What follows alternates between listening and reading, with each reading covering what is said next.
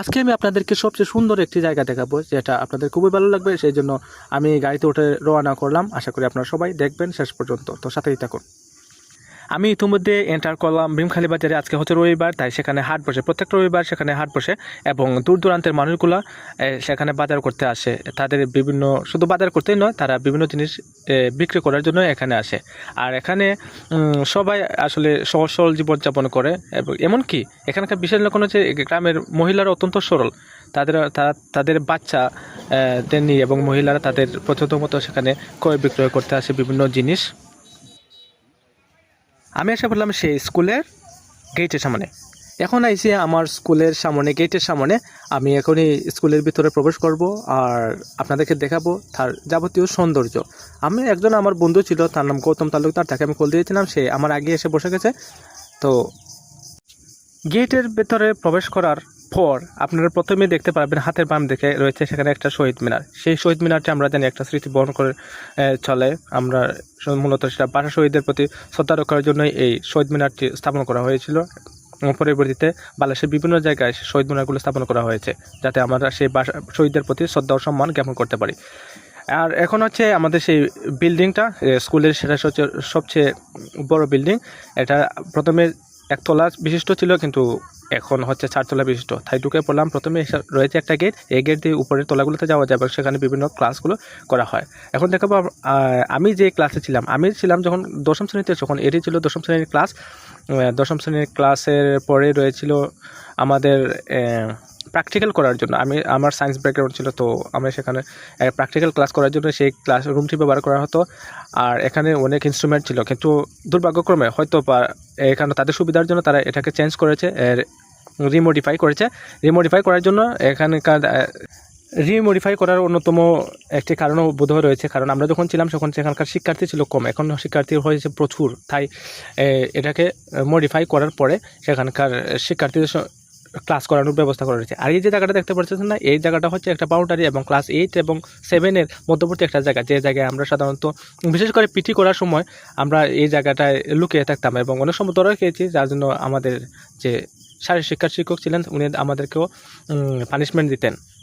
তা এখন মনে পড়ে সেই কথাগুলো, কিন্তু মনে পড়লে কি হবে, সেই দিনগুলো তো আর পাবো না। আবার এই জায়গা দিয়ে অনেকে আবার টিফিনের সময় পালিয়েও যেত।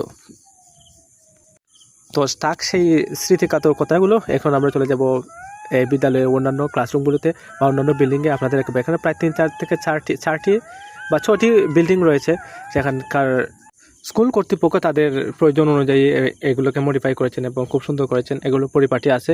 এটা ছিল আমরা যখন স্কুলে থাকতাম তখন এটা ছিল আপনার 8-এর ক্লাস, কিন্তু এখন বলতে পারি না কোন ক্লাস। কিন্তু স্কুলের সামনের দৃশ্যগুলো খুবই সুন্দর, চমৎকার। আসরের আজানের পর যখন আমরা সেখানে আসলাম, দেখি যে অসম্ভব রকমের একটা সুন্দর পরিবেশ সেখানে বিরাজ করতেছে। আর আমরা হেঁটে চলছি সেই সামনের দিকে, অন্যান্য বিল্ডিংগুলো আপনাদেরকে দেখাতে। এটা বোধহয় নতুন বিল্ডিং, কারণ আমরা যখন ছিলাম এটা ছিল না। আর দেখি সামনে কি হয়। হ্যাঁ, আমার বন্ধু বলেছে যে এখানে নাকি তাদেরকে, এটা বিজ্ঞানাগার, সেখানে তাদেরকে প্র্যাকটিক্যাল ক্লাস করা হয়। আমরা আগে যেখানে প্র্যাকটিক্যাল ক্লাস করতাম সেই ক্লাসগুলো এখানে স্থানান্তর করা হয়েছে।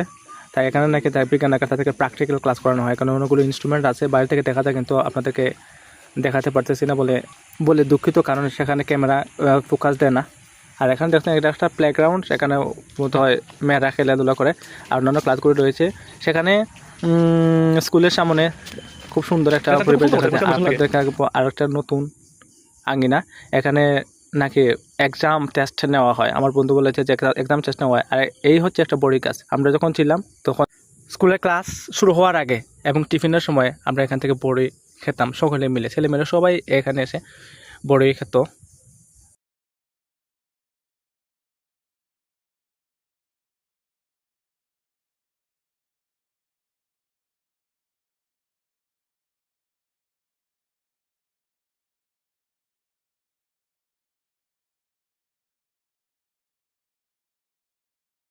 এখন আসছি নতুন একটা বিল্ডিংও। আমরা যখন আসলাম তখন এই রুমটা হয়তো আসেন না, কিন্তু এটা নতুন সংস্করণ করা হয়েছে। এই বিল্ডিংটা সম্ভবত এটা প্রার্থনার জায়গা। এখানে সবাই এসে প্রার্থনা করে যখন টিফিনের সময় বা স্কুলে থাকাকালীন সময়ে। এখন ধীরে ধীরে ব্যাকগ্রাউন্ড থেকে আমরা সামনের দিকে চলতে থাকলাম, সামনের দিকে চলতে থাকার পর চলে আসলাম সেখানে গ্রাউন্ডের সামনে আসার পর আমরা ডান দিকে আমরা এক কোণা থেকে শুরু করেছিলাম এবং অন্য কোণা পর্যন্ত আপনাদেরকে দেখাইলাম। আর এখন একেবারে সামনের দিক থেকে রাস্তার কাছ থেকে একেবারে সম্পূর্ণ স্কুলের একটা মোড়ক আপনাদের সামনে উন্মোচন করলাম। আর এই যে ডান পাশে দেখতে পারতেছেন এটা হচ্ছে এখানকার সবচেয়ে বিশেষ একটি গাছ, এটা হচ্ছে আপনার বকুল গাছ। বকুল গাছের সাথে আমি কখনো পরিচিত ছিলাম না, কিন্তু যখন আমি এখানে ক্লাস 6 ভর্তি হয়েছিলাম তখনই আমি এই বকুল গাছটি দেখতে পাচ্ছিলাম, এবং যে বছর এসেছিলাম সেখানে অনেকগুলো বকুল ছিল। সেই বকুলগুলো আমি এবং আমার বন্ধুবান্ধব মিলে সবাই খেয়েছিলাম। আর